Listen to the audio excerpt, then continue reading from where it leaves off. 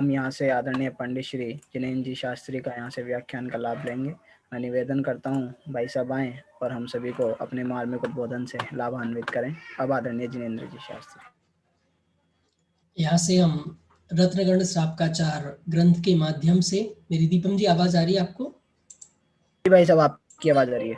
हाँ, तो मेरा सबसे पहले तो निवेदन यही है कि जो लोग अगर वीडियो ऑन करने में उनको पॉसिबल हो, कर सकते हो, तो ज़रूर आप कर लें, जिससे आपको समझाने में हमें पता चलेगा कि हम आपको समझा पा रहे हैं, विषय वस्तु क्लियर कर पा रहे हैं। तो पहला निवेदन आपसे यही है। और आप अगर आपके पास ग्रंथ हो रत्नकंड श्रावकाचार, तो आप जरूर लेके बैठें, नहीं तो आप अपनी नोटबुक लेके जरूर बैठें, जिसके माध्यम से आप इस ग्रंथ का रसास्वादन कर पाए। सर्वप्रथम हम मंगलाचरण करेंगे, आप सभी हाथ जोड़ ले में। ओम नमः सदेभ्याम अरिहंत सिद्ध सूर्योपाध्याय साधु सर्व अर्थ के प्रकाशी मंगली के उपकारी हैं। तिन को स्वरूप जान रागते भई जो भक्ति काय को नवाए स्तुति को चारी है। धन धन तुम ही से काज सब आजु भय कर जोर बारंबार वंदना हमारी है। मंगल कल्याण सुख ऐसो हम चाहत हैं। हो मेरी ऐसी दशा जैसी तुम धारी है। हो मेरी ऐसी दशा जैसी तुम धारी है। नमः श्री वर्धमानाय निर्धूत कलिलात्मने सालोकानां त्रिलोकानां यद विद्यादर्पणाय ते। आचार्य भगवान कलिकाल सर्वज्ञ आचार्य कुंद कुंद देव, यहाँ से आचार्य समंत भद्र देव और आचार्य कुंद कुंद देव ने जिस आध्यात्मिक क्रांति का शंखनाद किया था, सर्वज्ञता की सिद्धि की थी, उसी सर्वज्ञता की सिद्धि को आगे बढ़ाते हुए स्वामी समंत भद्र आचार्य देव ने बहुत सुंदर ग्रंथ लिखा है, जिसका नाम है रत्नकरण श्रावकाचार। इस ग्रंथ के आधार से हमें व्रत का स्वरूप क्या है उसकी चर्चा करनी है। सबसे पहले हमें तो लगता है कि व्रत की चर्चा जो इसका तीसरा अधिकार है, चारित्र अधिकार, वहां से प्रारंभ होती है। पर मेरा आप सबसे प्रश्न है कि इसकी चर्चा कहां से प्रारंभ होती है, आपको पता है? इसकी चर्चा प्रारंभ होती है श्लोक नंबर 2 और 3 से।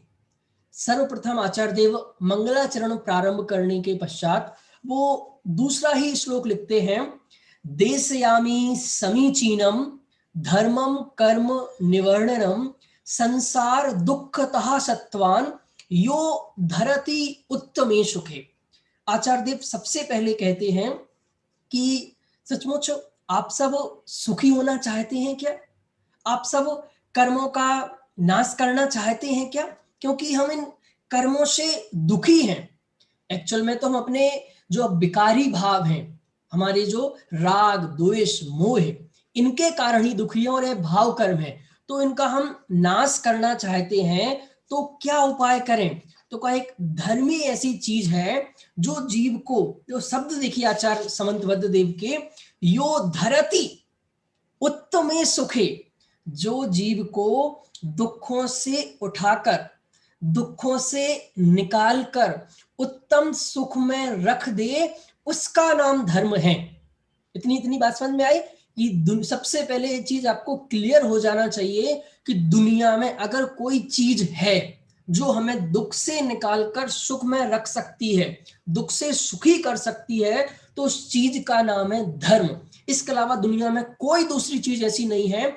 हमें इन बातों का पहले विश्वास होना चाहिए, अंदर से वो चीज हमारी फीलिंग में आना चाहिए। नहीं तो हम यहाँ सुनते रहेंगे धर्म की बातें और दिमाग में वही चलता रहेगा कि पैसा आ जाएगा तो सुखी होंगे, पैसा आ जाएगा तो सुखी होंगे, परिवार बढ़ जाएगा तो सुखी होंगे। वहां लिखा है नर परि संसार का वड़ना रे, नर देह की यह हार है। क्या हमें क्या लगता है कि हमने 2 मकान ज्यादा बना लिए, बड़े कर लिए, परिवार बढ़ा लिया, गाड़ी बढ़ा ली, पैसे बढ़ा लिए, बैंक बैलेंस बढ़ा लिया, तो मैंने कुछ कर लिया। वो कहते हैं इसमें मनुष्य जीवन की सफलता नहीं है। इस पंचपरमेष्टि पूजन ही बहुत अच्छी पंक्तियां आती हैं।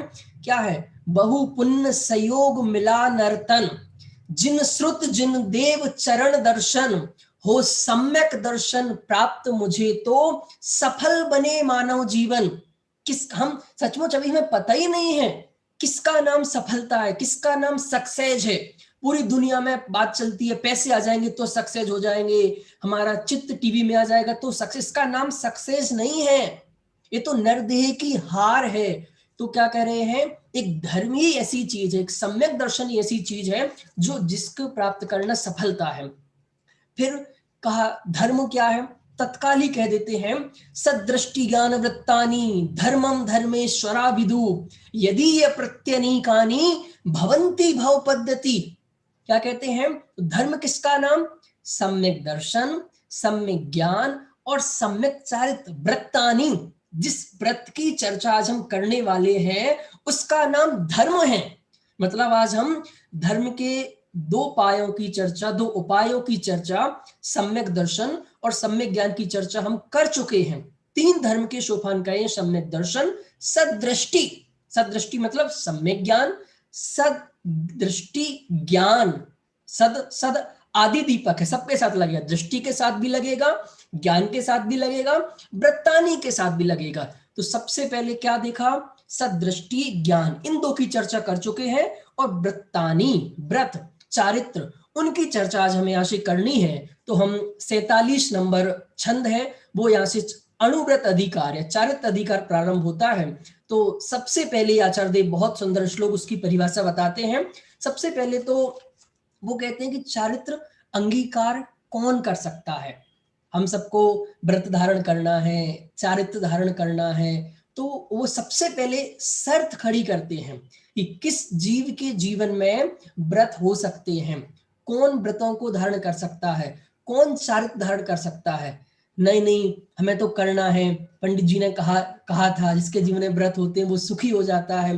तो ठीक है, व्रत चारित्र धारण करना है, पर उसके लिए भी कुछ एक भूमि चाहिए। जैसे हमें खेती करना है, तो नहीं नहीं नहीं हमें तो गेहूं उगाना है, हम तो मार्बल पे उगा देंगे। अरे भाई साहब, मार्बल पे गेहूं नहीं उगते हैं, उसके लिए वैसी भूमि चाहिए। तो उसके लिए बहुत सुंदर 47 नंबर का श्लोक है, मोह तिमराप हरणे दर्शन लाभाप्त बाप्त संज्ञाना राग देश निर्वृत्तै चरणम प्रतिपद्यते साधु। कितना मार्मिक श्लोक है सचमुच। इस एक श्लोक में ही पूरा अधिकार समाहित हो गया। अब अगर अपन इसकी चर्चा बहुत मार्मिक तरीके से कर रहे हैं तो अपन को आगे बढ़ने नहीं पर पूरा अधिकार आपको क्लियर हो जाएगा। क्या कह रहे हैं, मोह तिमिराप हरणे, मोह तिमिराप हरणे मतलब मोह रूपी अंधकार के दूर होने पर। और कौन सा मोह, क्योंकि विचारित करना है तो चारित्र मोह नहीं, दर्शन मोह। 2 प्रकार का मोह होता है, एक दर्शन मोह, एक चारित्र मोह। तो दर्शन मोह का जो अंधकार है उसके दूर हो जाने पर, अर्थात इसको ये तो हो गई नेगेटिव भाषा, इसको पॉजिटिव भाषा में क्या बोलेंगे कि सम्यक दर्शन के प्रकट हो जाने पर, या आप इसको ऐसा बोलो कि दर्शन, जो दर्शन मोह है उसका जो अंधकार है वो दूर हो जाने पर, और अच्छी भाषा में बोलो तो सम्यक दर्शन के प्रकट होने पर। और दूसरा, जिसे सम्यक ज्ञान की भी प्राप्ति हुई है, आवाप्त संज्ञाना, दर्शन लाभाप्त मतलब सम्यक दर्शन की प्राप्ति से, और आवाप्त संज्ञाना जिसको सम्यक ज्ञान की प्राप्ति हुई है, प्राप्ति हो गई है। मतलब चारित्र कौन अंगीकार, कौन पात्र है जिसके जीवन में 2 चीजें आ गई हैं, ऐसा साधु। साधु मतलब सज्जन पुरुष, या साधु मतलब मुनिराज नहीं, साधु मतलब सज्जन पुरुष, सत्पुरुष जो निकट भव्य है। वह किसके लिए चारित्र अंगीकार करता है, ये पंक्ति सुनेंगे तो आपको आनंद आ जाएगा। पंडित जी पता नहीं आपको, चारित्र अंगीकार करेंगे तो बहुत महिमा होती है, बहुत फॉलोअर्स बढ़ जाते हैं। लोग बहुत नमस्कार करते हैं, जगत में बहुत कीर्ति फैल जाती है। क्यों? किस लिए चारित्र अंगीकार करना है? कि यश यश प्राप्ति के लिए, किसी को दिखाने के लिए। सचमुच ये टॉपिक पहले तो हम ये चर्चा करें, आदरणीय जेपीजी जोशी भाई साहब, हम किसके लिए चर्चा कर रहे हैं? सबसे पहले तो ये एंगल आप क्लियर करें कि नीरज जी शिविर लगा रहे हैं, आदरणीय जेपीजी जोशी भाई साहब शिविर लग रहे हैं, इसके लिए पढ़ रहे हैं, इसके लिए स्वाध्याय कर रहे हैं, इसके लिए चर्चा कर रहे हैं? नहीं। जब भी मैं मुनि राजों के स्वरूप का प्रतिपादन करता हूं तो एक बात कहता हूं कि मुनि राजों का प्रतिपादन हम इसलिए कर रहे हैं, इसलिए समझ रहे हैं कि हमें किसी मुनि राजों की समीक्षा नहीं करनी है, किसी के दोषारोपण नहीं करना है, वो ऐसे हैं वो ऐसे हैं, इसके लिए नहीं समझ रहे। एक दिन मुझे भी मुनि बनना है, नग्गो ही मोक्ष मग्गो। क्या? मुझे मुनि बनना है, इसीलिए मैं मुनिराज का स्वरूप समझ रहा हूं। दुनिया में क्या चल रहा है इसलिए मेरे पास समय नहीं है। उसीलिए कौन तपस्वी है, कौन तप कर रहा है, पंडित जी अब हम यहाँ समझ लेंगे, फिर हम मंदिर में जाके कमी निकालेंगे, देखो आप में ऐसी कमी है। इनकी कमी निकालने के लिए, उनको समझाने के लिए, बताने के लिए, इसके लिए ये चर्चा नहीं हो रही है। किसके लिए प्रीति जी, किसके लिए चर्चा हो रही है? मुझे चारित्र अंगीकार करना है। क्यों? मुझे धर्म करना है। चारित्रम खलु धम्मु, आचार्य कुंद कुंद देव प्रवचन सार में कहते हैं कि चारित्र ही धर्म है। तो वो धर्म मुझे अपने जीवन में प्रकट करना है, मुझे सुखी होना है, इसलिए मैं चारित्र का स्वरूप समझ रहा हूं। तो पहले योग्यता की बात करी कि जिसके जीवन में सम्यक दर्शन है, मतलब जिसने दर्शन मोह का अभाव कर दिया है। अभाव मतलब आप ये समझना कि अभी छायक तो हुआ नहीं है हमको, तो उपसम हो, 3 प्रकार के सम्यक दर्शन होते हैं ना, तो क्षय क्षयोपसम उपसम, इन एंगल से आप बात समझना। तो अब किस लिए चारित्र करना? राग द्वेष निर्वृत्ति। सब सचमुच अब तो जीवन में रोम रोम पुलकित हो जाना चाहिए। किसके लिए? राग द्वेष की निवृत्ति के लिए। निवृत्ति मतलब राग द्वेष को खत्म करने के लिए, राग द्वेष को नष्ट करने के लिए। पंडित जी दुश्मनी है क्या? क्यों क्यों राग द्वेष से क्या, आपको क्या दिक्कत है राग द्वेष से? रहने दो ना राग द्वेष। राग द्वेष होते हैं तो थोड़ा सा जीवन में रोमांच बना रहता है। नहीं भाई साहब, दुख के कारण अगर कोई है तो राग द्वेष है। हमारे भगवान बीतरागी हैं और अनंत सुखी हैं। भगवान अनंत सुखी क्यों है? क्योंकि बीतरागी है इसलिए अनंत सुखी है। बहुत ध्यान से सुनना, सर्वज्ञ है इसलिए नहीं कि पूरी दुनिया को जान रहे, नहीं नहीं नहीं, बीतरागी है, राग द्वेष बीत गया है, बस इसीलिए सुखी है। तो हम सबको भी सुखी होना है तो राग द्वेष का त्याग करना है। और चारित्र हम क्यों अंगीकार कर रहे हैं? राग द्वेष निर्वृत्ति, मतलब उसकी निवृत्ति करने के लिए, उससे बचने के लिए, उसको खत्म करने के लिए हम चारित्र यहाँ पर चरणम प्रतिपद्यते साधु, ऐसा चारित्र कहा जा रहा है। तो ये भूम का स्वरूप श्लोक था कि जिनके जीवन में सम्यक दर्शन है, सम्यक ज्ञान है और जो राग द्वेष की निवृत्ति करना चाहते हैं, उनके जीवन में चारित्र होता है, वह जीव व्रतों को अंगीकार करते हैं। तो भाई राग द्वेष का अभाव होने पर, फिर राग द्वेष का अभाव हो जाएगा तो क्या चारित्र हो जाएगा? किसका नाम चारित्र है? तो हमने तो सुना था पंडित जी कि कुछ अणुव्रत होते हैं, महाव्रत होते हैं, गुण व्रत होते हैं, शिक्षा व्रत होते हैं, इनके पालन का नाम चारित्र हमने सुना था कि भाई हिंसा नहीं करना, झूठ नहीं बोलना, चोरी नहीं करना, कुशील सेवन नहीं करना, ब्रह्मचर्य से रहना, परिग्रह का त्याग करना, इसका नाम चारित्र सुना था हमने। इसका नाम व्रत सुना था। व्रत के नाम पर हमें तो आज तक यही पढ़ाया गया था। तो आचार्य समंत बद्देव बहुत सुंदर बात कहते हैं कि अब राग द्वेष का अभाव होने पर हिंसादि का अभाव होने का नियम है। मतलब इसकी साइकोलॉजी समझो। आज हम क्या कर रहे हैं कि हमें हिंसा का भाव करना है, हिंसा का भाव करना है, हमें साधु बनना है, हमें परिक्रय छोड़ना है, हमें झूठ बंद करना है।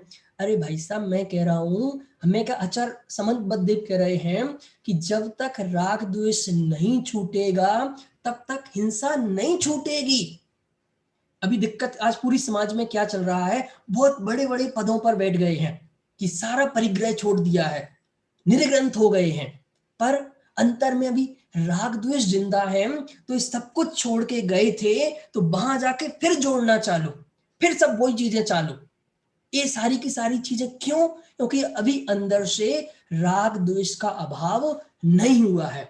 और मजे की बात कि पंडित जी ये बताओ हमें तो करना क्या पड़ेगा व्रत के लिए? ये कह रहे हैं व्रत के लिए कुछ नहीं करना, बस राग द्वेष का त्याग कर लो। राग द्वेष की निवृत्ति, और राग द्वेष की निवृत्ति भी नेगेटिव भाषा है। राग द्वेष की निवृत्ति मतलब पर के प्रति जो एकत्व, ममत्व, कर्तत्व, भोक्तत्व बुद्धि है, इसका नाम है राग और द्वेष।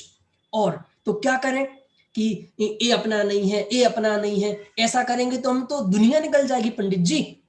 प्रीति जी, दुनिया में अनंत चीजें हैं, मैं ए नहीं हूं, ए नहीं हूं, ए नहीं हूं, ए नहीं हूं, ऐसा करूंगा तो जीवन निकल जाएगा। आप तो कोई सरल तरीका बताओ। तो राग द्वेष की निवृत्ति का उपाय है अपने में प्रवृत्ति। देखो, दुनिया के सारे धर्म और दर्शन की और जैन धर्म की सबसे बड़ी विशेषता यह है कि सारे धर्म दर्शन सिर्फ निवृत्ति परक हैं। ये छोड़ दो, ये छोड़ दो, ये छोड़ दो। और जैन धर्म ही एक मात्र ऐसा धर्म है जो प्रवृत्ति परक धर्म है। वो कहता है आप अपने में अपनत्व कीजिए, आप अपने में एकत्व कीजिए, आप अपने में ममत्व कीजिए, आप अपने करता है, आप अपने भोगता है। जिस दिन से ये बुद्धि आ जाएगी, उस दिन से राग द्वेष खत्म हो जाएंगे। तो हमें हिंसादि का त्याग करने कहीं नहीं जाना है, हमें झूठ बोलने का त्याग करने कहीं नहीं जाना है। ये चीजें होती किससे हैं, इनकी जड़ क्या है, समझ में आया? जैसे कि भाई हमें शराब बंद करनी है, तो क्या करें? जो दुकानें हैं इनको हम मना करें? भाई साहब, लाखों करोड़ों दुकान हैं, कितने शॉप हैं, घर घर आज शराब बिक रही है। तो कैसे शराब बंद हो? शराब जहां बनती है, ये मुद्दे की पॉइंट, मेन पॉइंट, शराब जहां बनती है, अब उस इंडस्ट्री को बंद कर दो, फैक्ट्री को बंद कर दो, सारी दुकानें ऑटोमेटिक बंद हो जाएंगी। समझ में आया? वैसे ही हमें 5 पापों को रोकना है, तो क्या करें? ये 5 पाप होते किससे हैं? ये 5 पाप होते हैं राग और द्वेष से।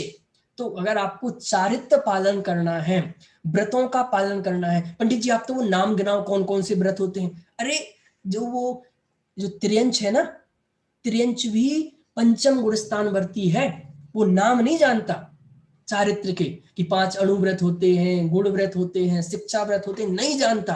पर वो भी चारित्र का पालन करता है, कर लेता है। किस वजह से? किस वजह से कर लेता है? कि उसे मुद्दे की बात पकड़ में है। तो राग द्वेष का अभाव होगा, तो राग द्वेष के अभाव में ही 5 पापों का अभाव है। इस बात को बहुत सुंदर तरीके से वो कहते हैं 48 नंबर के छंद में, राग द्वेष निर्वृत्ते हिंसादि निवर्तना कृता भवति अनुपेक्षितार्थ वृत्ति का पुरुषा सेवते नृपति। अर्थ देखो कितना मार्मिक अर्थ है कि राग द्वेष की निवृत्ति होने से, राग द्वेष छूटने से हिंसादि निवर्तना, हिंसादि से ऑटोमेटिक निवृत्ति हो जाती है। समझ में आया? कृता स्वयमेव, ये पॉइंट बहुत अच्छा है कि विभाजी पाप को, हिंसा को छोड़ने के लिए क्या करना है? कुछ नहीं करना है, बस राग द्वेष छोड़ दो, क्योंकि राग द्वेष से हिंसा हो रही थी। और जैसे ही राग द्वेष से निवृत्ति हुई, 5 पापों से निवृत्ति स्वयमेव, स्वयमेव समझते हैं आप? ऑटोमेटिक, कुछ नहीं करना। जैसे ऐसा समझो कि हमारे घर पे एक बल्ब लगा है, तो बल्ब को जलाने के लिए बल्ब में क्या करना? बल्ब को बिल्कुल टच नहीं करना, उसकी ओर देखना तक भी नहीं, उसमें कोई हस्तक्षेप नहीं करना। आप तो स्विच ऑन करिए, स्विच दबाइए, बल्ब ऑटोमेटिक जलेगा। स्विच बंद कीजिए, बल्ब ऑटोमेटिक बंद होगा। समझ में आया? वैसे ही आपको व्रतों का पालन करने के लिए, हिंसादि को त्यागने के लिए, अभाव करने के लिए उनमें कुछ नहीं करना। राग द्वेष के अभाव का नाम ही हिंसादि पापों से निवृत्ति है। कितनी बड़ी बात पता चल गई हमें। अभी हम क्या समझ रहे थे? व्रतों के नाम पे ये करना पड़ेगा, कुछ नहीं करना। राग द्वेष का अभाव, इसका नाम ही पांचों पापों का अभाव है। क्यों? इसके लिए बहुत अच्छा एग्जाम्पल भी देते हैं। अनपेक्षितार्थ वृत्ति, जिसे किसी प्रयोजन रूप फल की प्राप्ति की इच्छा नहीं है, अभिलाषा नहीं है, का पुरुष, कौन पुरुष नृपतीन सेवते, राजाओं की सेवा करता फिरेगा। ऐसा कोई व्यक्ति है क्या भाई, जिसे कोई इच्छा नहीं है, जिसे कोई चीज चाहिए नहीं है, वो क्यों राजाओं के पास जाएगा, क्यों राजाओं के चक्कर लगाएगा? नहीं लगाएगा। समझ में आया? तो उसी प्रकार जिसके जीवन में राग द्वेष नहीं है, उसके जीवन से पाप ऑटोमेटिकली गायब हो जाएंगे, ऑटोमेटिक नष्ट निवृत्ति उनकी हो जाएगी। अब तो मैं सीधा सीधा सम्यक चारित्र का लक्षण बता दिए, सीधे सीधा व्रत का लक्षण बता दिए। तो 49 नंबर छंद में बहुत सुंदर चर्चा करते हैं। हिंसा नृत्य चोर्योभ्यो मैथुन सेवा परिग्रहभ्याम चा पाप प्रणाली काभ्यो विरति संगस्य चारित्रम। किसका नाम चारित्र, किसका नाम व्रत? देखो बहुत सुंदर सरल शब्दों में आपको बता दूं तो विरति व्रतम, दो एक शब्द की परिभाषा है। विरति व्रतम, जैसे तत्वार सूत्र में तप की परिभाषा आती है ना, इच्छा निरोधस तपः, कि इच्छाओं के निरोध का नाम, इसका नाम तप है। ऐसे व्रत किसका नाम? विरति।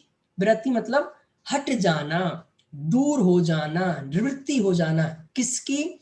5 पापों की। वही चर्चा की है कि पाप के पनाले स्वरूप, पाप की जो प्रणाली है उसके स्वरूप कौन कौन है? 5 पाप।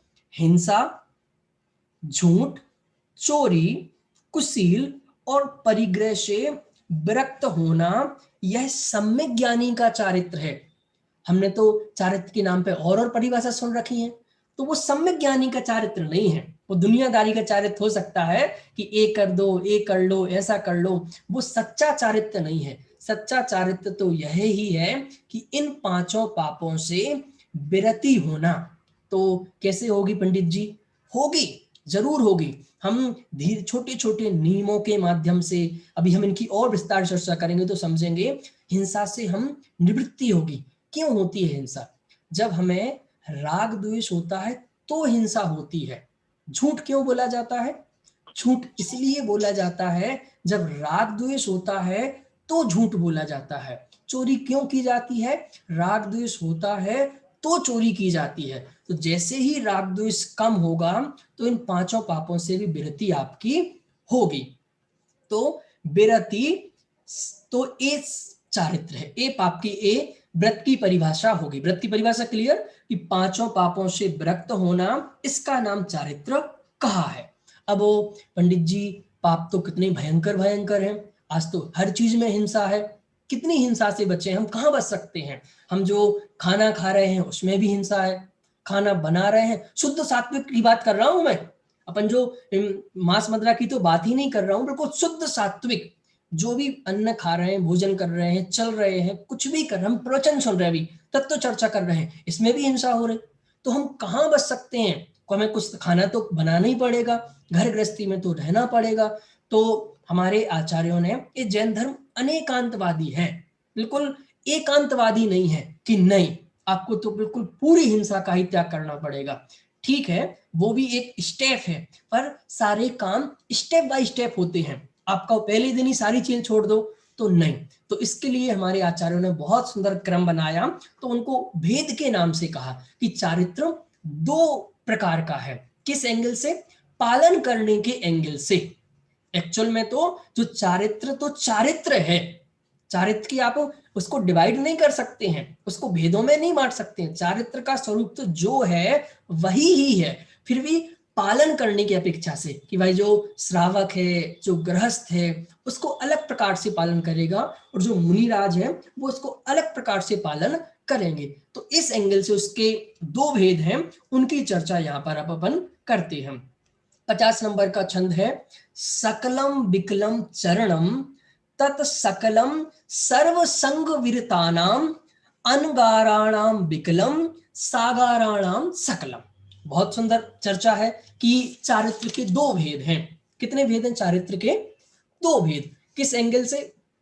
पालन करने की अपेक्षा से चारित्र के शास्त्रों में दो भेद कहे गए हैं।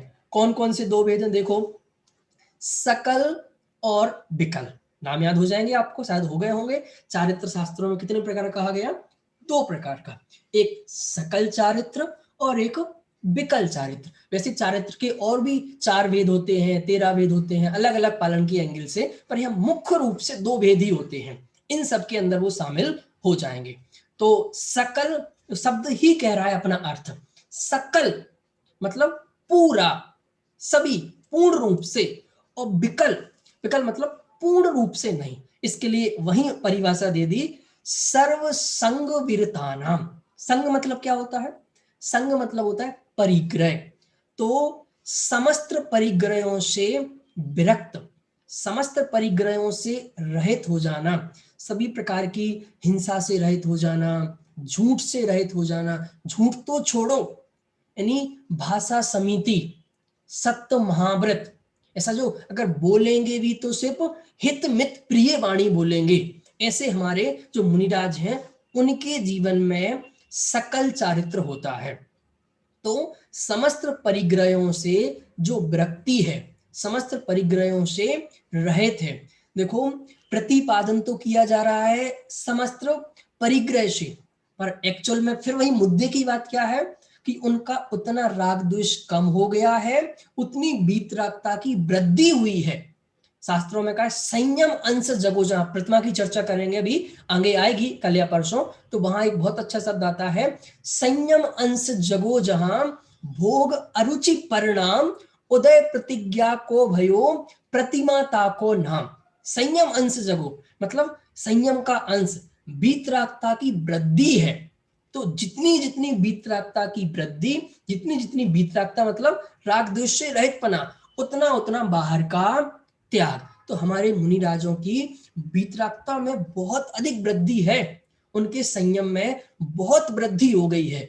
तो उनके क्या हो गया है? समस्त परिग्रह का त्याग। तो वो मुनियों का अनगाराम, अनगाराणाम, अनगार मतलब, अनगार किसे कहते हैं? अनगार मतलब होता है मुनियों के सकल चारित्रम। जो मुनि है उनके जीवन में समस्त परिग्रहों के त्याग रूप सकल चारित्र है। और सागाराणाम, सागाराणाम मतलब ग्रह आदि परिग्रह सहित, अभी इनके घर है, मकान है, पत्नी है, बच्चे हैं, इन सब के बीच भी चारित्र हो सकता है, व्रत हो सकता है। देखो, पर है बहुत ध्यान देने योग्य बात है, एक्चुअल में तो वही आदर्श है, उस मंजिल को हमें प्राप्त करना है, वहां पहुंचना है। पर जब तक वहां नहीं पहुंच पा रहे हैं, अब इसको ही आदर्श मान के नहीं बैठ जाना।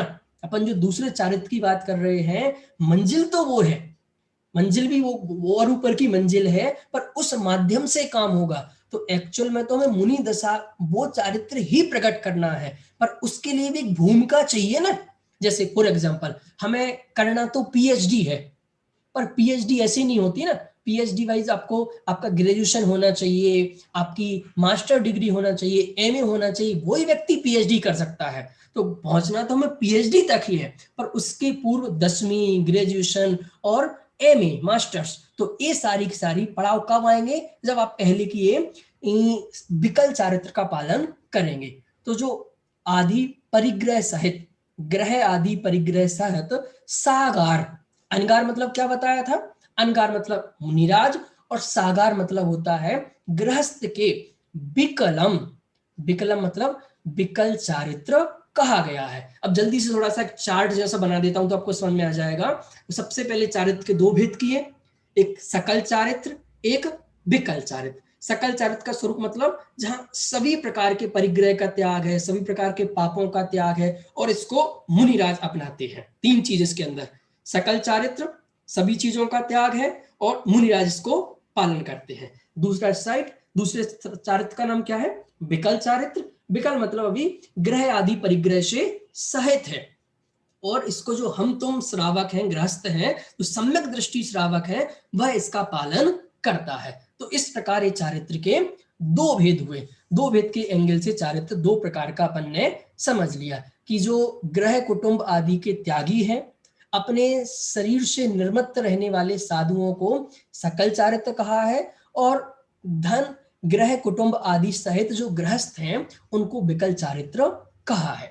अब देखो, इस ग्रंथ का नाम है श्रावकाचार। तो जो सकल चारित्र है उसका स्वरूप अब आगे नहीं समझाएंगे, बस यही उसका उल्लेख कर दिया। अब यहां से पूरा का पूरा वर्णन विकल चारित्र का है। तो हमें तो चर्चा करनी है विकल की, क्योंकि ये श्रावकाचार है, श्रावकों के लिए लिखा गया ग्रंथ है, हमारे तुम्हारे लिए लिखा। तो अब हमारा जो विकल चारित्र है उसके भी कुछ भेद हैं, समझ में आया? उसके कौन कौन से भेद हैं उनकी चर्चा वो अगले छंद में करते हैं।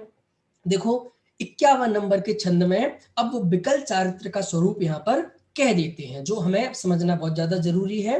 इतने सारे भेद क्लियर हो गए आपके, तो अब आगे का ही टॉपिक समझ में आएगा। मतलब चारित्र का पूरा एक अपन ने सर्किल समझा, अब विकल चारित्र का स्वरूप यहाँ पर समझाते हैं। ग्रहिणाम त्रेधा त्रिष्टत अणु गुण शिक्षा व्रतात्मकम चरणम पंच त्रि चतुर्भेदम त्रयम यथा शंख व्याख्यायतम। क्या कहते हैं? गृहस्थों के अणुव्रत, समझो ध्यान से, एक शब्द का अर्थ, एक शब्द का अर्थ समझ में आएगा तो आपको आनंद आएगा। ग्रहिणाम, ग्रहिणाम मतलब गृहस्थों का चरणम, चरणम मतलब चारित्र। यहाँ चरण शब्द किसके लिए? चारित्र के लिए चरण शब्द का प्रयोग किया है। अणु गुण शिक्षा, तीन शब्द, अणु गुण शिक्षा व्रतात्मकम, तीन प्रकार के, अणुव्रत, शिक्षा गुणव्रत और शिक्षा व्रत। अब वो किसके भेद चल रहे हैं? विकल चारित्र के। सबसे पहले विकल चारित्र के मुख्य रूप से तीन भेद कहे हैं, अणुव्रत, गुणव्रत और शिक्षा व्रत। तीन प्रकार का होता है। मतलब सीधे सीधे विकल चारित्र का स्वरूप उनने ऊपर वाले श्लोक में समझा दिया था, और यहाँ उसके भेद बता दिए कि विकल चारित्र भी तीन प्रकार का होता है। फिर से बोलता हूं, अणुव्रत, गुणव्रत और शिक्षा व्रत। इन तीन भेदों की अपेक्षा से विकल चारित्र के तीन भेद यहाँ पर किए गए हैं। वह तीनों ही चारित्र यथाक्रमम, यथाक्रम क्रम से 5, 3 और 4, मतलब जो अणुव्रत है, अब वो अणुव्रत भी 5 प्रकार के हैं। कौन समझ में आया? अभी तक इतने सारे आपको वो सब बिल्कुल पूरी लिंक जोड़नी पड़ेगी। चारित्र, सकल चारित्र, विकल चारित्र, फिर सकल चारित्र की चर्चा नहीं की, विकल चारित्र की कही, फिर विकल चारित्र भी 3 प्रकार का कहा, अणुव्रत, गुणव्रत, शिक्षा व्रत। अब अणुव्रत के भी 5, अणुव्रत के कितने भेद कहे?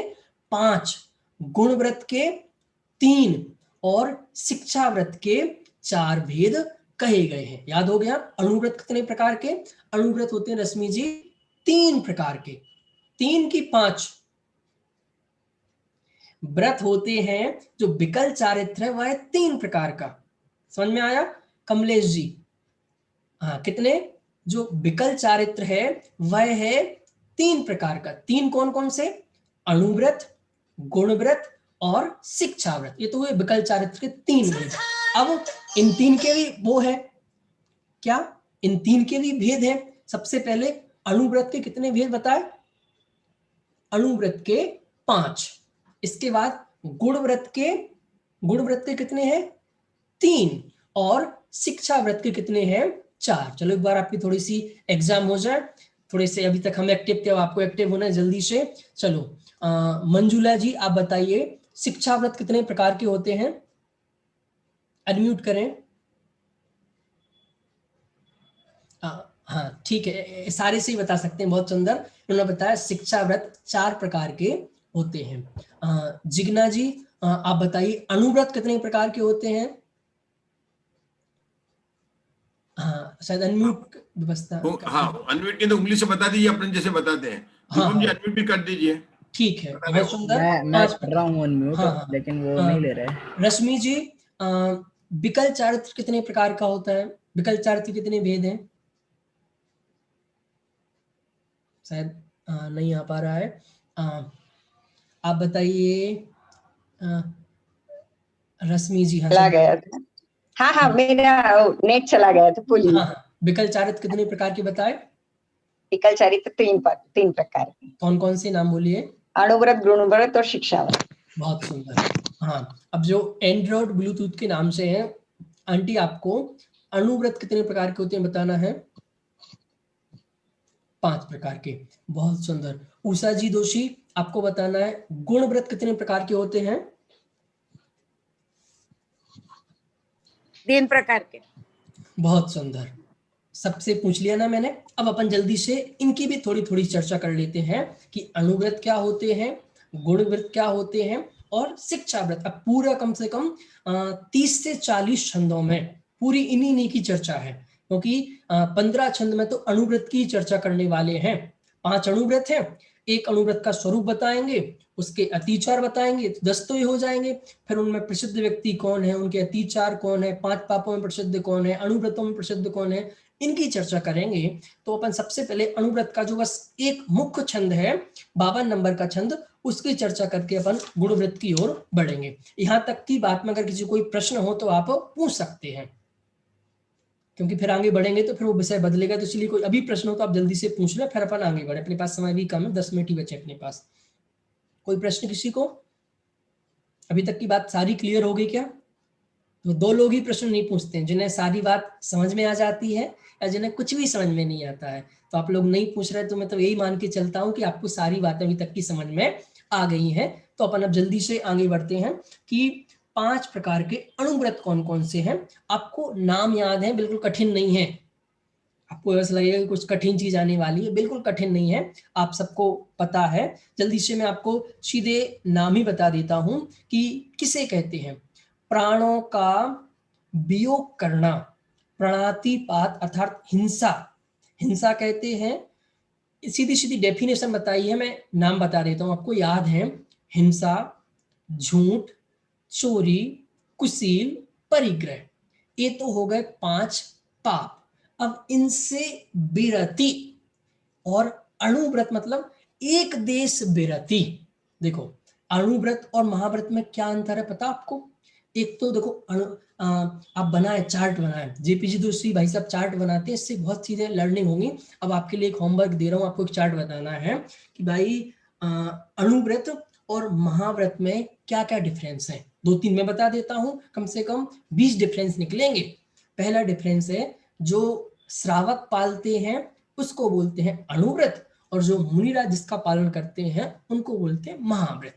और अब जो अणुव्रत है उसमें एक देश 5 पापों का त्याग होता है, और जो महाव्रत है इसमें इनका 5 पापों का सर्वथा पूर्ण प्रकार से इनका 5 किसी तरह का, क्योंकि मुनियों के जीवन में शुभ अशुभोपयोग का अस्तित्व भी नहीं होता है। पता है आपको कि मुनि राजों के जीवन में अशुभोपयोग का अस्तित्व भी नहीं होता है, तो उनके जीवन में पाप नहीं होते हैं, तो सभी प्रकार के पापों से वो रहित हैं। तो पाप कौन कौन से हुए? हिंसा, झूठ, चोरी, कुशील, परिग्रह, इनसे एक देश निवृत्ति। अणुव्रत में क्या आएगा? इनसे एक देश, सर्वथा नहीं, इनसे एक देश निवृत्ति, इसका नाम है अणुव्रत। सरल अणुव्रत क्लियर हो गया। 5 पापों से एक देश, अणु मतलब होता है एक देश, एक देश निवृत्ति, एक देश उनका त्याग, इसका नाम है अणुव्रत। तो हिंसा से, हिंसा का त्याग, झूठ का त्याग, कुशील का त्याग, चोरी का त्याग और परिग्रह का त्याग। समझ में आया? तो इस प्रकार ये 5 अणुव्रत आपके हो गए। अब इसको कोई बोल सकता है क्या? अभी तो अपन ने इनको पाप के अभाव रूप में बोला, इनको पॉजिटिव रूप में कैसे बोलेंगे? अहिंसाणुव्रत। ठीक है। दूसरा क्या है? सत्याणुव्रत। ऐसे आना चाहिए आपको, पापों के नाम से नहीं, अणुव्रत के नाम से।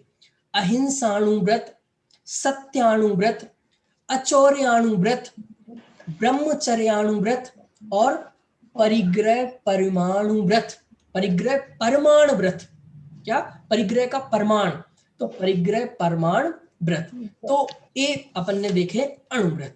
अब अणुव्रत की चर्चा करने के बाद अपन सीधे चलते हैं गुण व्रत पर। अब इनका स्वरूप आप कब समझेंगे? आपका जो शिविर लगेगा ना, गोष्ठी होगी, तो उसमें विद्वान एक एक विषय को लेकर, क्योंकि इनकी चर्चा ऐसी है कि हम अणुव्रत की अगर हम अब अहिंसाणुव्रत की चर्चा करें तो उसके लिए ही बहुत समय चाहिए, फिर भी कुछ विकल्प आ रहे हैं तो मैं आपको समझा देता हूँ थोड़ी सी बात करके कि किस लिए इनका पालन करना।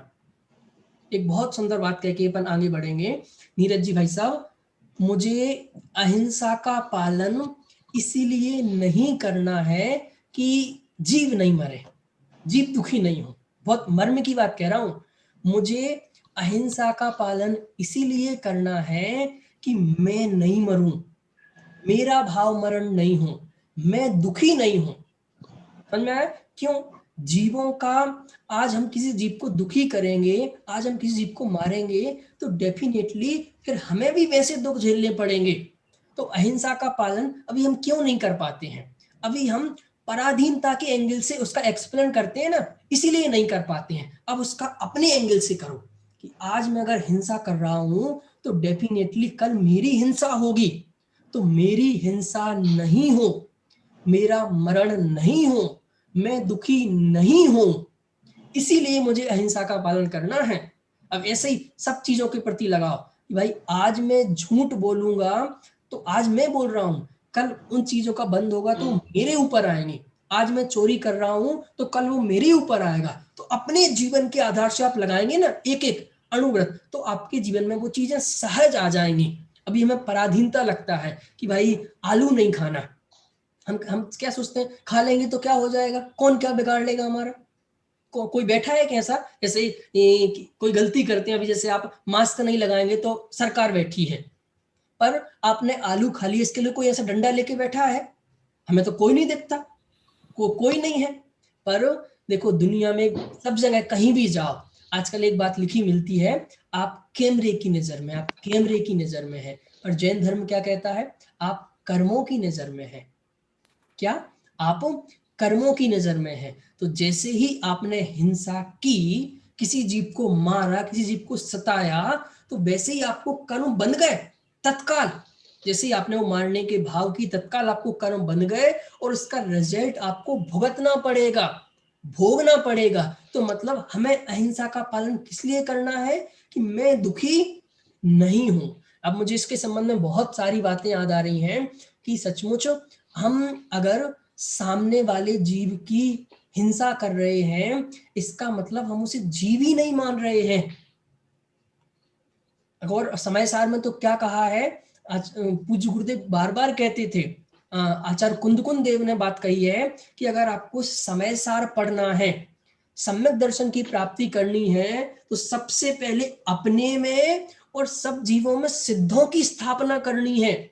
जब मैं पूछता हूं आपसे नीरज जी भाई साहब, जिस दिन से आपको आप सिद्ध हैं और ये सामने वाले सब जीव सिद्ध समान है, ऐसा जिस दिन से ज्ञान हो जाएगा, आप उन्हें मारेंगे? हिंसा करने का विचार आएगा? और गुरुदेव तो एक कदम और आगे बढ़ के कहते थे कि ये जो जिन जीवों की आप हिंसा कर रहे हो, ये पूर्व जन्म के आपके माँ बाप हैं, आपके बेटे हैं, आपके रिश्तेदार हैं।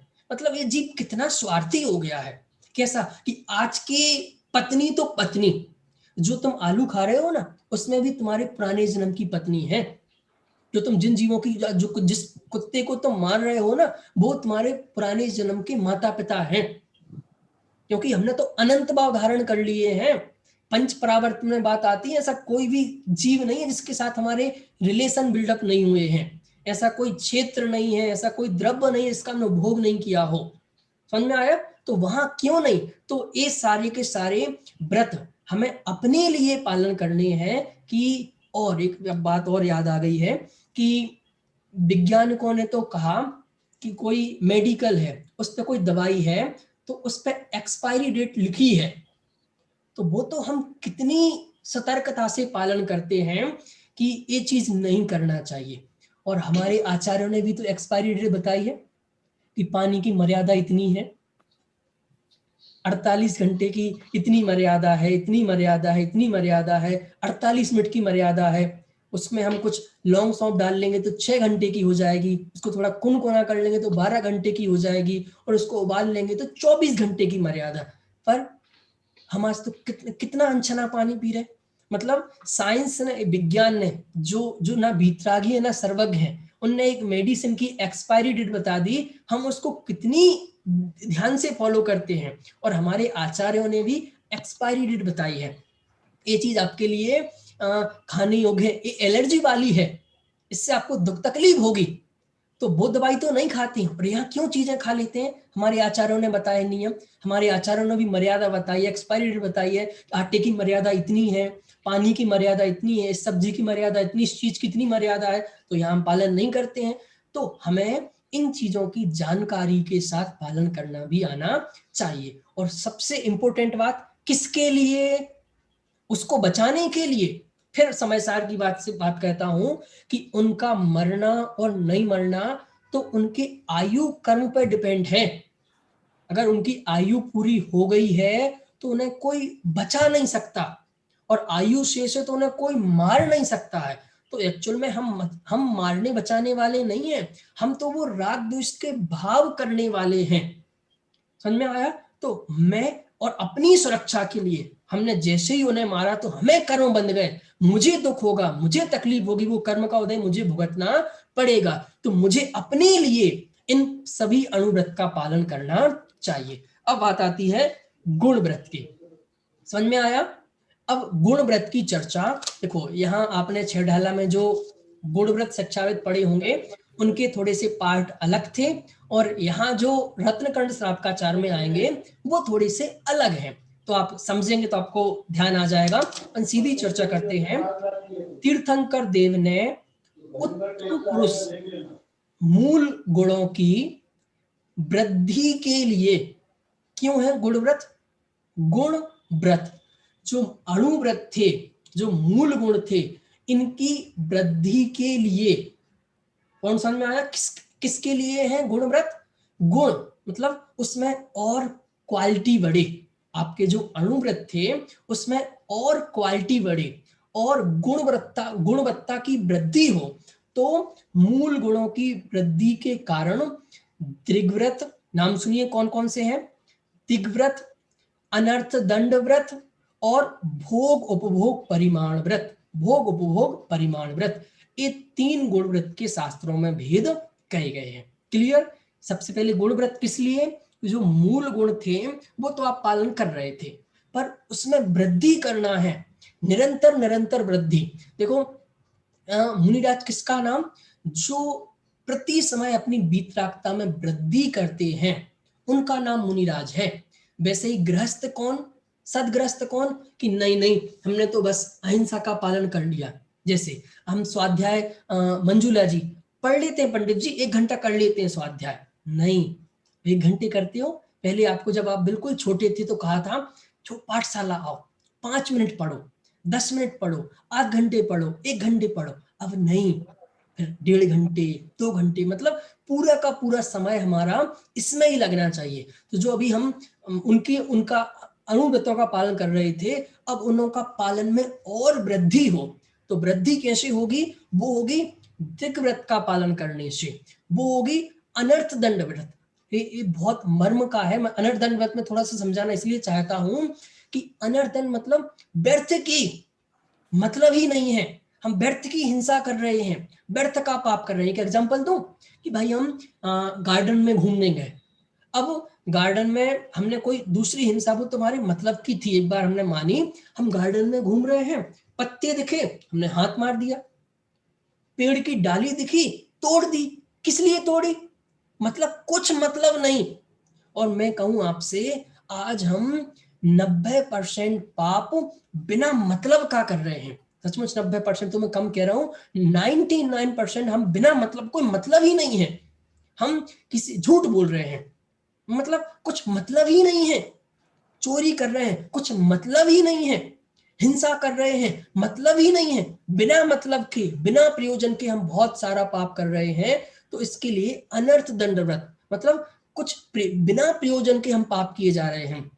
और भोग उपभोग परिमाण व्रत, इनकी चर्चा अपन अब जो विस्तार से आपकी यहाँ गोष्ठी में होगी। तो एक गुण व्रत के 3 भेद हो गए, आपको नाम याद हो गए। सबसे पहला कहा दिग्व्रत, इसके बाद कहा अनर्थ दंड व्रत, इसके बाद का भोग उपभोग परिमाण व्रत। और ये किस लिए पालन कर रहे हैं रश्मि जी?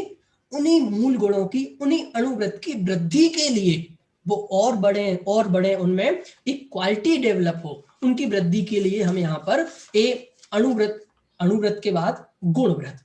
अब आती है चर्चा शिक्षा व्रत की। तो शिक्षा व्रत के भी कितने भेद बताए थे मैंने? 4 भेद। कौन कौन से हैं जल्दी से देख लो। देशावकाशिक, पहला नाम क्या है? देशावकाशिक। दूसरा नाम है सामायिक, तीसरा है प्रोज्दोबास और चौथा है बय्याव्रत। ये 4 शिक्षा व्रत के भेद कहे गए हैं। मतलब इनका जब हम अब डिटेल से स्वरूप समझना पड़ेगा। देशावकाशिक क्या होता है, सामायिक क्या होता है, क्यों सामायिक मतलब क्या? सामायिक मतलब क्या? अपने आप के पास आना। सामायिक में हम क्या करते हैं? सामायिक में हम शांति से बैठ के अपने स्वरूप का चिंतन करते हैं, भगवंतों के स्वरूप का विचार करते हैं। मतलब जब एक मैं बहुत बड़ी बात कहता हूं कि जो लोग कहते हैं कि इतनी क्लासें चल रही हैं, इतने शिविर लग रहे हैं, क्या फायदा है? नीरज जी भाई साहब, इससे अनंत अनंत फायदा है। जैसे मैं बात कर रहा हूं नीरज जी, अभी हम बैठे हैं तो अभी कम से कम हमारी तीव्र कसाएं तो नहीं हो रही हैं। अभी जो अभी हम घर गृहस्थी में रह रहे होते तो या झूठ बोल रहे होते, चोरी कर रहे होते, पाप कर रहे, कोई ना कोई पाप कर रहे होते। अभी भी चल रहा है, ऐसा नहीं है, पर अभी उतनी तीव्रता से नहीं चल रहा है ना। अभी परिणाम कितने निर्मल हैं, परिणाम कितने शांत हैं। तो जब आप सामायिक में बैठते हैं, अभी एक श्लोक आएगा, आप पढ़ेंगे कि सामायिक करते हुए को समंतवत आचार्य देव कहते हैं, ये तो कपड़ा सहित मुनिराजों जैसा कर रहा है। ऐसा एक श्लोक आएगा, आप पढ़ेंगे तो आपको बहुत बहुत मर्मी की चीजें इसमें मिलने वाली हैं। तो सामायिक मतलब जब आप सामायिक में बैठेंगे तो सभी पापों का, कसायों का बच गए। आप कितने सारे पापों से बच गए। अभी हम यहाँ शांति से स्वाध्याय कर रहे, तत्व की चर्चा सुन रहे हैं, तो कोई कसाय नहीं है, ना क्रोध हो रहा है, ना मान हो रहा है, ना मायाचारी, ना लोभ, जोड़ने कोई वृत्ति नहीं। कितनी शांति से बैठे हैं, ऐसी 5 पापों से बचे हैं। तो इसीलिए उन अणुव्रतों की वृद्धि के लिए, अणुव्रत की वृद्धि मतलब राग द्वेष की निवृत्ति, वीतरागता। तो इन वीतरागता की जो वृद्धि है, राग द्वेष की निवृत्ति है, इन 12 प्रकार से होती है। वो 12 प्रकार हमने समझे, ये 12 व्रतों के नाम। अब इनका स्वरूप आप जैसे जैसे समझेंगे, देखो मुद्दे की बात तो एक ही है, राग द्वेष की निवृत्ति और वीतरागता की वृद्धि। पर इतने सारे नाम क्यों कहे? क्योंकि उसमें थोड़ी सी क्वालिटी चाहिए। अलग अलग प्रकार से करेंगे ना, सबका पर्पस एक ही है, सबका उद्देश्य एक ही है, राग द्वेष से निवृत्ति, वीतरागता की वृद्धि। तो जब अलग अलग प्रकार से जिन जिन चीजों से, मतलब ये 12 चीजें ऐसी हैं, आप अपने लाइफ पे लगाना, अप्लाई करना कि मैं ये नहीं करूंगा तो ये पाप हो जाएगा, ऐसा भी एक चार्ट बनाना। जैसे कि मैंने सामायिक करने बैठा तो मैं कौन कौन से पापों से बचा, ये बहुत बढ़िया चार्ट बनेगा। या जब मैं सामायिक करने बैठता हूं तो इन पापों से बचता हूं, या इन पापों से बचने के लिए मुझे सामायिक करना चाहिए। तो आप एक गुणनफल कर लेंगे कि आप सारे के सारे पापों से बचने के लिए ये 12 व्रत कहे गए हैं। 12 कैसे हुए? 9, 5 तो थे, 5 कौन से? अणुव्रत। इसके बाद 3 गुणव्रत, 5 3 8 और 4 शिक्षा व्रत। ये 12 व्रत श्रावक के हुए। इनके हमने नाम जाने और इनका मुख्य रूप से जो स्वरूप है। और देखो शिक्षा व्रत, अब ये शिक्षा व्रत अंतिम पड़ाव है। अंतिम पड़ाव मतलब यह अब आपको मुनि का जीवन कैसा होता है उसकी शिक्षा देने वाले व्रत। क्या क्या कह रहे हैं? मुनियों का जीवन कैसा होता है उसकी शिक्षा, क्योंकि अब अगला कदम हमारा मुनि अवस्था है।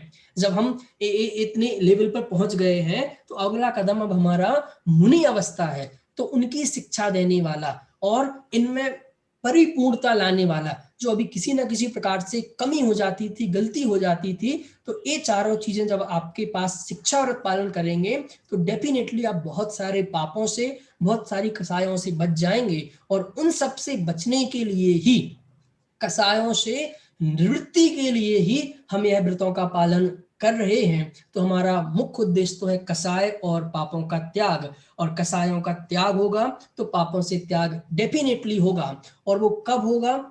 जब अंदर से वो मोह का परिणाम, एक कसाय का परिणाम छूटेगा तभी काम होगा, उसके छूटे बिना काम नहीं होगा। तो वो हमें करना है। और जब ऐसा हम स्वाध्याय कर रहे हैं तो डेफिनेटली हमारे राग द्वेष मंद होंगे, कषाएं मंद होंगी और मंदता के साथ खत्म भी होंगी। सिर्फ मंद करना ही पर्पस नहीं है। देखो, स्वाध्याय से कषाएं मंद होती हैं हम पढ़ते पढ़ते रहने से, पर अब उसको एक अंतिम वाक्य कह के बात पूरी करता हूं कि जिनवाणी पढ़ने का नाम ही सिर्फ स्वाध्याय नहीं है। जिनवाणी को पढ़ करके अपने आप को पढ़ना, इसका नाम स्वाध्याय है। जिनवाणी को पढ़ना एक व्यवहार स्वाध्याय है, और जिनवाणी को पढ़कर फिर अपने आप को पढ़ना। इसीलिए मैं कहता हूं हमें जिनवाणी का शब्दात्मक, बहुत ध्यान से सुनना, हमें जिनवाणी का शब्दात्मक, अर्थात्मक, एक एक शब्द में बहुत जान है, मैं इनके ऊपर एक घंटे प्रवचन करता हूं।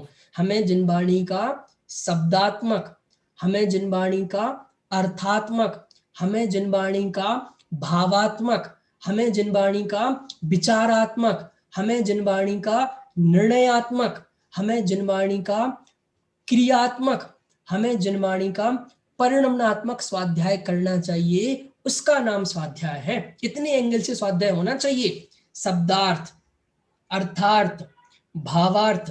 अभी तो सिर्फ शब्दार्थ चल रहा है, और थोड़ा कहेंगे भावार्थ तक, शब्दार्थ अर्थार्थ तक ही चल रहा है। 2 पॉइंट ही होते हैं यहाँ जो हमारे साथ आपके डेवलप होंगे, वो शब्दार्थ और अर्थार्थ, ये 2 ही चीजें होंगी। फिर उसका भाव क्या है ये तो आपको बैठ के विचार करना है। तो तीसरा पॉइंट क्या है, उनका भावार्थ।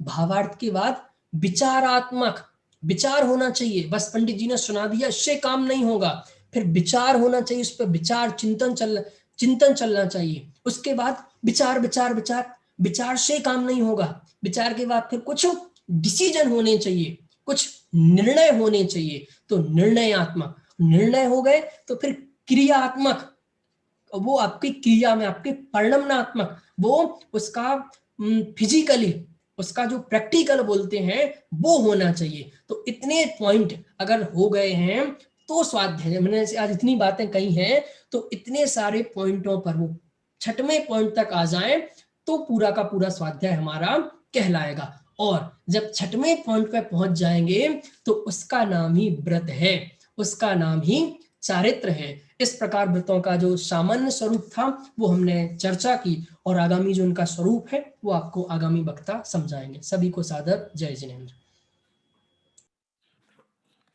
अभी हमने श्रावकाचार शिविर के पूर्व व्याख्यान माला के 4थे दिन पर जिनेंद्र जैन का, भाई साहब का प्रवचन सुना। अब आप प्रीति जी ये बताएंगे कि आज के प्रवचन के मुख्य बिंदु क्या है। हाँ। आप प्रीति जी को समराइज कीजिए। आप प्रीति जी को अनम्यूट कीजिए। प्रीति जी और हाँ, रश्मि हो जी गया। आप तैयार रहिए। हाँ, आज हाँ, के सबसे पहले तो व्रत का स्वरूप बताया बहुत सुंदर तरीके से। सबसे छोटी परिभाषा विरति व्रतम, वो बहुत बढ़िया। विरति यानी क्या, वह 5 पापों से हट जाना, 5 पापों से निवृत्ति लेना, कषायों से, राग द्वेष से निवृत्ति लेना, यही सही में व्रत है, ये बताया। फिर व्रत के 2 प्रकार बताए, सकल विकल। सकल किसके लिए है, विकल किसके लिए, चार्ट रूप से हमको बनाना है। उन्होंने समझा दिया कि सकल मुनिराजों के लिए है, पूर्ण रूप से है, समस्त परिग्रहों से रहित है, पापों से रहित है। और विकल चरित्र सागार के लिए, गृहस्थों के लिए थोड़ा परिग्रह सहित, सम्यक दृष्टि श्रावक के लिए है। पर फिर उसके बाद आगे विकल चरित्र की चर्चा की इस ग्रंथ में। क्यों? क्योंकि ये श्रावकाचार का ग्रंथ है, इसलिए यहाँ पे मुख्य रूप से विकल चरित्र की चर्चा आएगी। फिर उसका विकल चरित्र का स्वरूप, उसकी इसके कितने भेद हैं, अणुव्रत, गुणव्रत, शिक्षाव्रत। 5 अणुव्रत है, 3 गुणव्रत है और 4 शिक्षाव्रत है। अणुव्रत के नाम जो बताए हैं वो 5 पापों का ही जो त्याग है उस रूप ही अणुव्रत का नाम है।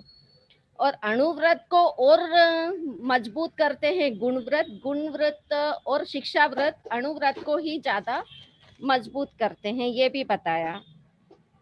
और शिक्षाव्रत, और सबसे महत्व की बात उन्होंने जिनवाणी को कैसे अपने अंतर में उतारना है। ये बात अभी जो आखिरी के 5 पॉइंट बताए वो बहुत सही, बहुत अच्छे लगे कि शब्दात्मक, अर्थात्मक, भावात्मक, विचारात्मक, निर्णयात्मक और उसके बाद अपने परिणाम में उतारना क्रियात्मक। ये बहुत अच्छे पॉइंट्स लगे। आपको बहुत बहुत धन्यवाद। हाँ, एक और रश्मि जी, आप कुछ बोलना चाहेंगी? आज के प्रवचन में क्या मुख्य बिंदु आए? रश्मि जी कुछ भी बोलिए। रश्मि जी, अच्छा उनका नहीं हो रहा, कोई है और कोई बोलना चाहेगा? हाथ खड़ा करेगा, कुछ भी 2 मिनट के लिए बोला। मंजुला जी आप कुछ भी बोलिए, आज के प्रवचन में क्या है? मंजुला जी इंदौर से, बोलिए मंजुला जी। हाँ, हुआ मेरा। हाँ आप बोलिए रश्मि जी। आज थोड़ा सा के लिए बताया। हाँ, बोलिए। अभी जिनवाणी विराजमान है, अपन अनुमोदना बाद में करेंगे, सिर्फ प्रवचन में क्या है उस बिंदु को बात करेंगे। उसके बाद में अपन जिनवाणी स्तुति करेंगे, फिर बात करें। हाँ, प्रवचन संबंधी बात करिए। जो हमें दुख से निकाल कर सुखी कर सकता है वह धर्म है, और सम्यक दर्शन ही ऐसी चीज है जिससे हम मतलब सुखी हो सकते हैं। और सम्यक चारित्र के विषय में बताया, किसी जीव के जीवन में व्रत होते हैं, कौन जीव धारण कर सकता है। मोह रूपी अंधकार को दूर होने पर ही सम्यक दर्शन प्रकट होता है, और वो राग द्वेष का अभाव करके सम्यक दर्शन प्रकट करके हिंसा रूपी भावों को त्याग कर सकते हैं। फिर उन्होंने 5 पाप के विषय में बताया कि 5 पाप और राग द्वेष होते हैं, ये पाप के कारण है, और 5 पापों से विरक्त होना ही सम्यक ज्ञानी का चारित्र है। और इसके पालन करने के लिए 2 भेद बताए, सकल चारित्र और विकल चारित्र। 2 भेद बताए। सकल चारित्र मुनिराजों को होता है, और विकल चारित्र परिग्रह सहित गृहस्थों के होता है, और वो सम्यक दृष्टि श्रावक इसका पालन करते हैं। और मुनिराज तो परिग्रह रहित ही होते हैं, उन्हें 5 पापों का त्याग संपूर्ण रूप से होता है। उसके बाद उन्होंने फिर विकल चारित्र के विषय में बताया कि ये गृहस्थों के 3 व्रत हैं, अणुव्रत, गुण व्रत और शिक्षा व्रत। अणुव्रत 5 है, गुण व्रत 3 है और शिक्षा व्रत 4 है। अणुव्रत एक देश चारित्र है, एक देश विरति जो पालन करते हैं 5 पापों का।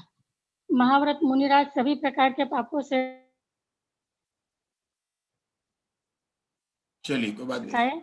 है। गुण व्रत जो है दिग व्रत और अनर्थ दंड व्रत और भोग परिणाम व्रत है। बहुत बढ़िया आप लोग व्रत बहुत बढ़िया मंजुला जी। एक और बोलेंगे। रश्मि जी आप कुछ बोलना चाहेंगे आज के प्रवचन के बारे में, सिर्फ स्वाध्याय के बारे में जो विषय लिया उसका? हाँ, आपका अनम्यूट नहीं हुआ है। ओके, कमलेश जी आप बोलेंगे? एक और बोलना। आशा बहन बोलेंगे? हुआ। हाँ तो बोलिए। तब जैसे मंजुला जी और प्रीति जी ने काफी कुछ बता दिया जो आज पंडित जी साहब ने बताया, जितेंद्र जी भाई साहब ने बताया। लास्ट के जो पॉइंट मुझे विशेष पसंद आए कि मतलब एक कुछ नया जानने को मिला है कि जिनवाणी को हम शब्दों से और अर्थों से तो समझ लेते हैं, लेकिन उनको अपने भावों तक ले जाना है, और फिर भावों तक ले जाने के बाद उन पर विचार करना है, और विचार करने के बाद हमको उस पे निर्णय लेना है कि मैं जो विचार कर रही हूँ वो कितना सार्थक है, और फिर निर्णय के बाद उसको जब सही कि हाँ अब ये सही निर्णय हो गया, उसको फिर क्रिया करके अपने जीवन में उतारना है। मुझे ये जो चीज है ये बहुत अच्छी लगी, एक वास्तव में सीखने लायक है। आज बहुत अच्छे पॉइंट मिल गए। मुझे लगता है कि अब ये इस पे थिंक हमको करना चाहिए, और ये रात को सोते समय भी ये 5-6 पॉइंट मेरे दिमाग में रहेंगे। बहुत बढ़िया। चलिए हम जिनवाणी स्तुति कर लेते हैं, उसके बाद 2 मिनट फिर जरूर बात करेंगे। कोई जाएंगे, सब लोग खड़े होंगे, जिनवाणी स्तुति करेंगे। रश्मि जी जिनवाणी स्तुति बोलिए और नमोकार मंत्र, और कमलेश जी नमोकार मंत्र बोलेंगे। जिनवाणी स्तुति खड़े होंगे सब लोग।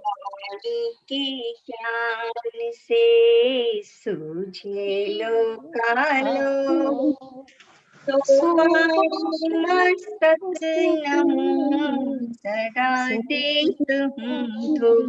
बोलो जिनवाणी माता की।